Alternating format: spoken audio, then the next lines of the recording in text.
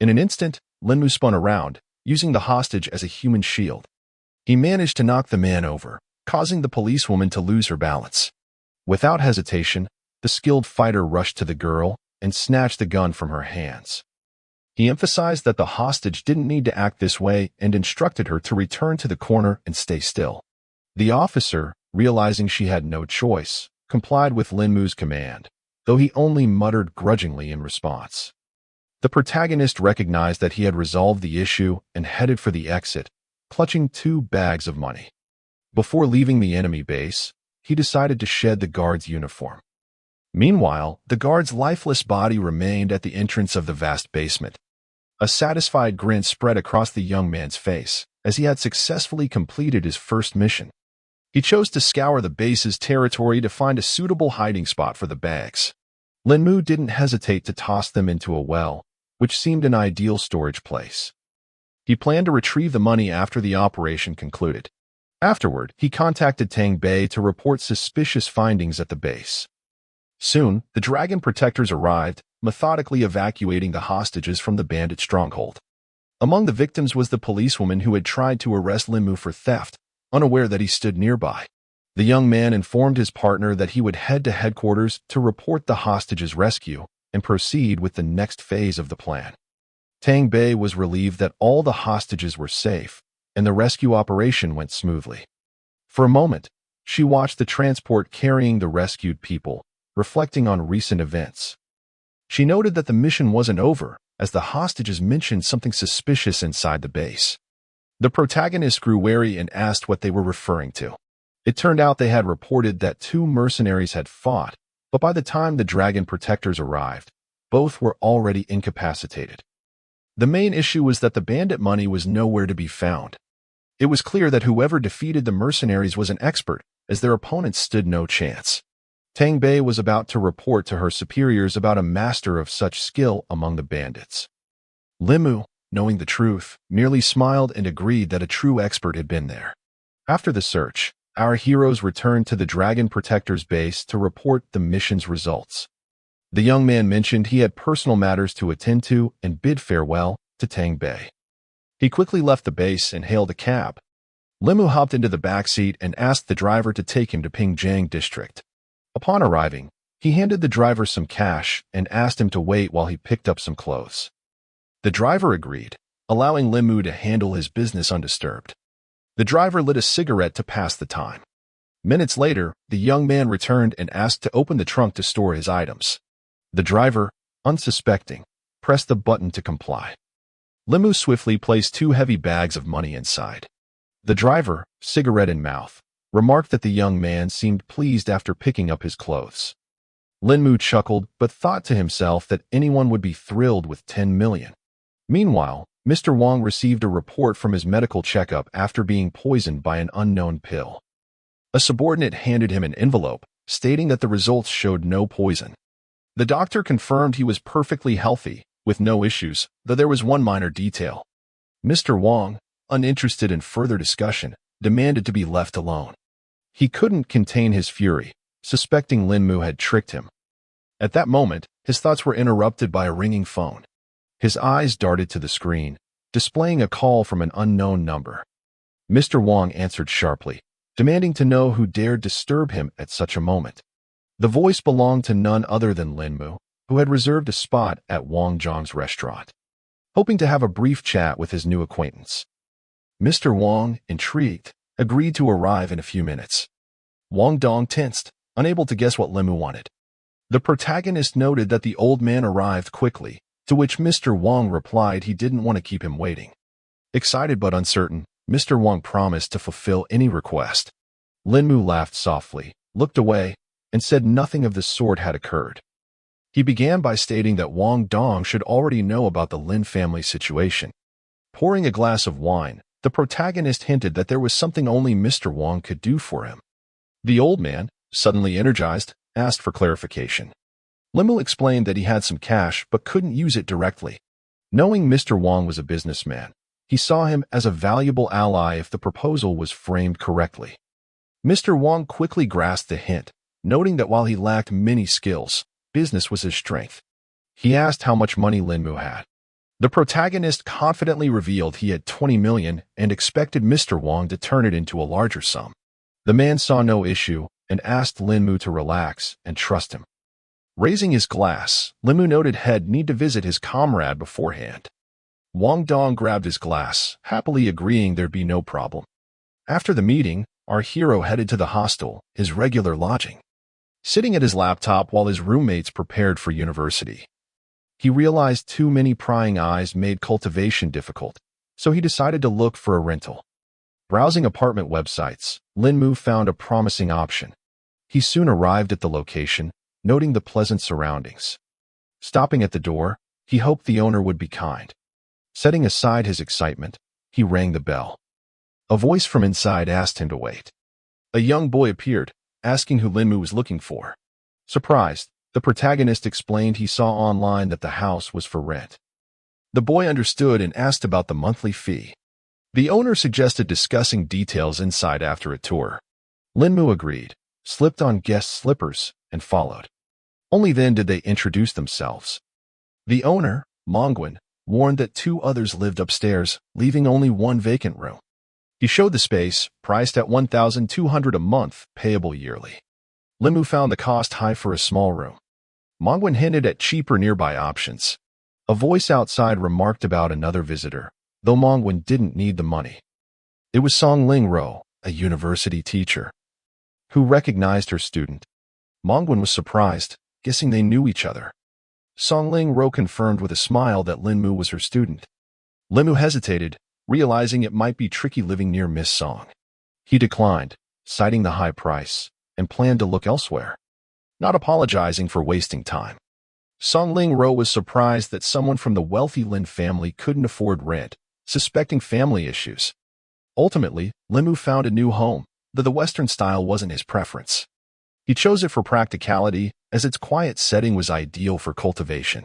Inspecting the place, he noted a decent kitchen. Realizing he hadn't cooked in a while, he saw it as a good opportunity. Within minutes, he was preparing an appetizing dinner, its aroma filling the room. He thought his skills were decent but the ingredients lacking, so he decided to order better products online. Pulling out his phone, he stumbled upon items more intriguing than condiments. Linmu was astonished to find spiritual ginseng online. Certain it was perfect, he purchased it without hesitation. The seller was in Nangu, but distance didn't matter for such a rare, high-quality item. He used an airline to reach the seller, excited about his first flight. Checking his pocket, he confirmed his seat via an electronic ticket on his phone. Pleased to have the company's support, with the plane and arrangements ready, he boarded. Luo Bingyun, from Hayu Corp, was already seated. As passengers settled, creating a low buzz, she was surprised to see an unexpected passenger. She thought the plane was reserved for her company, but an employee explained the airline needed 1 seat for a VIP. Luo Bingyun didn't object. Linmu, acting friendly, greeted others with a smile, and sat in the reserved seat, exploring the touchscreen. Luo Bingyun silently observed his behavior. Her coworker offered to address the airline, but she dismissed it, finding something intriguing about our hero compared to other VIPs. The plane soon landed successfully. Linmu disembarked first to handle his business. Luo Bingyun was slightly offended that he left without speaking. An employee began to advise her, but she cut him off, saying such situations weren't new. At the auction, the presenter described the rare plant, verified by a botanist, with a starting price of 15,000. Linmu found the amount amusing, believing they undervalued the ginseng. Bidders quickly raised the price to 22,000. Unfazed, Linmu bid 44,000 to secure it. The excited presenter asked for higher bids, counted down, and struck the gavel, declaring the plant sold to our hero. Satisfied, Linmu collected his purchase and left, hoping the bronze cauldron would be ready upon his return. Meanwhile, Luo Bingyun attended a dinner party with elites. She handed her assistant, Ms. Li, a glass of wine to hold, surprising her as the banquet wasn't over. Luo Bingyun explained she needed fresh air and left the rest to Ms. Li. Settling into her car, she rejoiced in her brief freedom, though aware it was an illusion due to her bodyguards. Feeling 5 special forces were excessive, she devised a plan, grinning slyly. She floored the gas pedal to lose them. The bodyguards quickly pursued, but she stopped at a red light. Ignoring traffic rules, she made a sharp right turn. One guard wanted to continue, but his colleague couldn't run the light. Seeing her plan succeed in the rearview mirror, Luo Bingyun laughed wickedly. Wondering what to do next, she planned to reassure her bodyguards. Distracted by her excitement, she didn't notice a figure dart in front of her car. She braked just in time as a bullet flashed before her, temporarily blinding her. The bullet pierced her car window, scattering glass shards. Shocked, Luo Bingyun realized it grazed her face. Had she not stopped, the outcome could have been worse. Certain she was targeted, she sought a safe hiding spot until her bodyguards arrived. She sped into a narrow alley, her footsteps echoing off the walls. Hoping it was safe, she heard someone approaching calmly, assuming it was a passerby. It was Linmu, whom she instantly recognized. Grabbing his hand, she pleaded for him to wait, seeing him as her only hope. Surprised, he asked what she wanted. Flustered, she struggled to explain. Linmu jokingly hinted he didn't need a woman of easy virtue. Outraged, Luo Bingyun felt a wave of shame at the misunderstanding. As he started to leave, she shouted for him to wait. Raising his eyebrows, he questioned her. Embarrassed, she explained she was being hunted by assassins and needed help. Understanding, Linmu agreed to escort her to the police station for safety. They soon reached it, and he urged her to hurry inside for protection. She followed silently, ignoring his suggestion. Annoyed by her persistence, he glared and asked what was wrong. Luo Bingyun couldn't believe he didn't recognize her from the plane. Linmu saw no issue, as he didn't recall her, and prepared to leave, citing other commitments.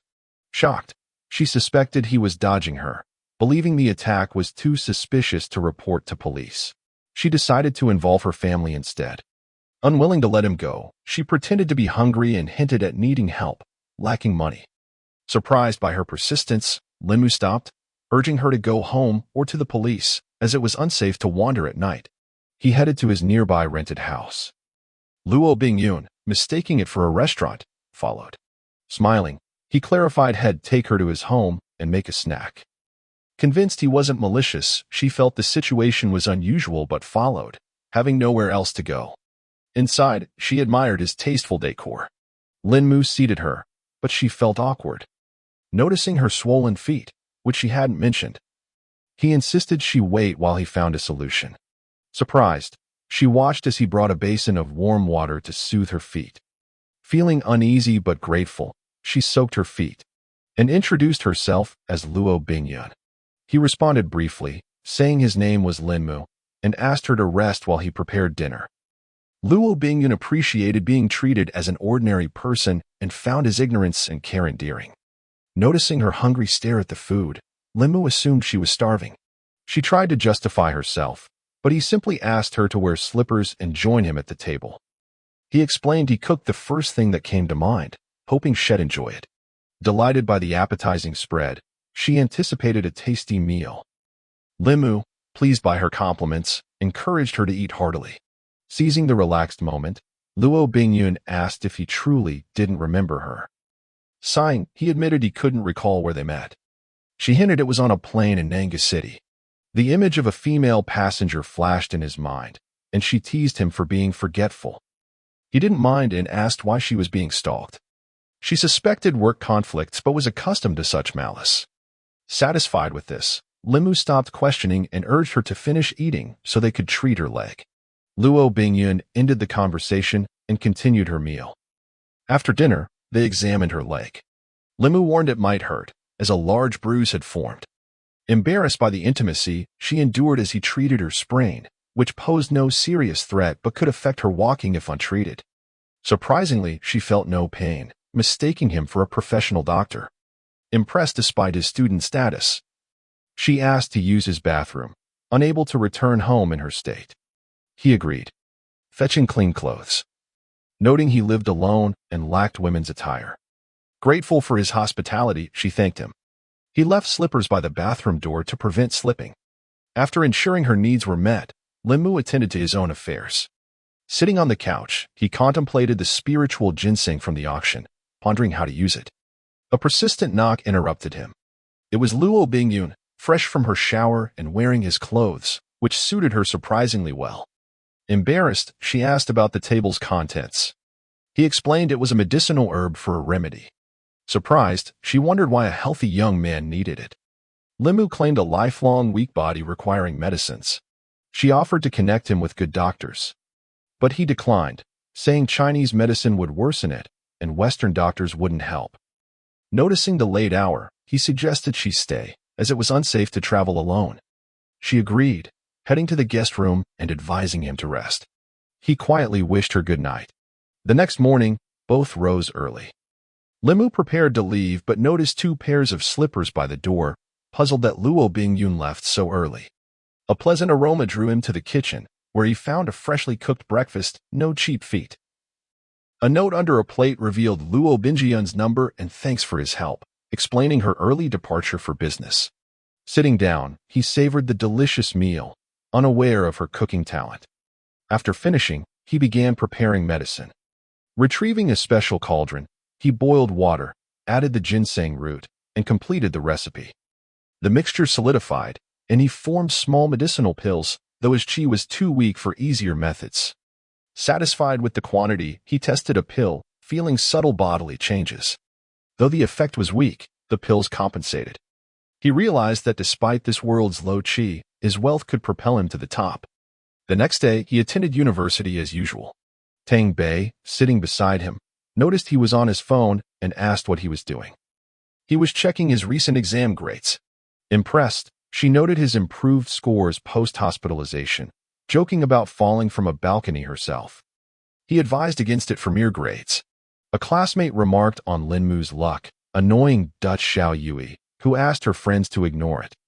Her friend reminded her that Linmu was still her fiancé on paper, suggesting they address his closeness with Tang Bei. Dutch Xiao Yui, feigning indifference, said she wouldn't fuss over him, as their engagement would soon end. A luxurious sports car pulled up, driven by Luo Bingyun, seeking Linmu. Classmates informed him, and he greeted her, surprised. She laughed, noting he hadn't expected her here. He asked how she knew his university. She explained a call tipped her off, sparing her the search. Embarrassed, he apologized for being busy, though had simply forgotten her. She teased that he didn't seem busy chatting with his girlfriend. Unfazed, he clarified they were discussing class. Luo Bingyun invited him to a dinner shed pay for, but he declined, citing his grandfather's 80th birthday. She guessed there'd be a party and insisted on joining. He warned that his eccentric family might not suit her, but she was confident she could handle it. Realizing resistance was futile, he said he had one more class, after which they could go together. Luo Bingyun agreed to wait and asked him to message her when free. Looking around, Linmu thought no one noticed. But classmates were already gossiping about his beautiful companion. To avoid questions, he rushed to a vending machine for a snack. Relieved to escape, Tang Bei appeared, upset he left without a word. He explained had only met Luo Bingyun twice, once on a plane without speaking, and once saving her from attackers near his home. Skeptical, Tang Bei found it odd that Luo Bingyun sought him out after 2 meetings, joking about a marriage proposal. Limu dismissed it, citing her prominent family. Tang Bei insisted there was no other reason for her friendliness. Confused by her concern, he assured her he wasn't easily fooled and suggested returning to class. Annoyed, she felt he dodged her questions. Classmates continued discussing the incident, with Dutch Xiao Yui's friend outraged that Luo Bingyun invited herself to Linmu's grandfather's party. Dutch Xiao Yui remained calm, claiming no connection to him, as their engagement was nearly over. Her friend saw it as an insult, but Dutch Xiao Yui asked them to relax, as the teacher was coming. After class, students left to unwind. A car horn sound at it was Luo Bingyun, waiting to pick Linmu up. She asked him to drive, as she didn't know the way. He agreed, and they switched places. As he accelerated, Luo Bingyun leaned over, rubbing her previously sprained leg. Noticing, Linmu asked about the bruise. She said it was just sore from heels. He suggested practical shoes, but she refused, prioritizing style for this special occasion. Unfamiliar with such choices, he didn't respond. They soon arrived at the 7-Lin mansion, where relatives gathered for the celebration. The butler, overjoyed to see young Master Mu, greeted him. Linmu returned a brief hello but didn't immediately explain his companion. Uncle Chung inquired about the girl. Linmu introduced her as his friend Luo Bingyun, invited to the birthday party. The butler welcomed her hospitably. Linmu hesitated to enter, recalling his last visit when he fell from the balcony for unknown reasons, leading to his hospital stay and mysterious bodily changes. Luo Bingyun noticed his odd behavior and asked what was wrong. He smiled, assuring her everything was fine, and suggested they hurry inside. They were greeted by a lively crowd chatting casually. Luo Bingyun confidently noted the mansion's grandeur. Other family members noticed Linmu wasn't alone but couldn't place his companion. Some guests realized she was from the Luo family, owners of Hao Corporation. A man tensed, unable to fathom how his nephew knew such a figure.